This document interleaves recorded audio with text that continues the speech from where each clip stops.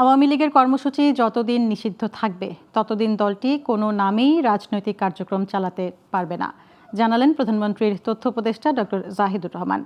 সকালে সচিবালয়ে তিনি আদালতের সিদ্ধান্ত ছাড়া দলটির রাজনৈতিক কর্মসূচি পালনের সুযোগ নেই। একই সঙ্গে আদালতের নির্দেশনা অনুযায়ী শেখ হাসিনার বক্তব্য প্রচার থেকে বিরত থাকার জন্য গণমাধ্যমের প্রতি আহ্বান জানান তিনি। ডক্টর জাহিদ বলেন, আদালতের নির্দেশনা অনুযায়ী শেখ হাসিনার বক্তব্য প্রচারে নিষেধাজ্ঞা থাকলেও কিছু গণমাধ্যম তা যথাযথভাবে অনুসরণ করছে না। আর তিস্তা প্রকল্প নিয়ে ভারতের প্রতিক্রিয়ার বিষয়ে বলেন, বাংলাদেশের উন্নয়ন পরিকল্পনা কোনো দেশের উপর নির্ভরশীল নয়।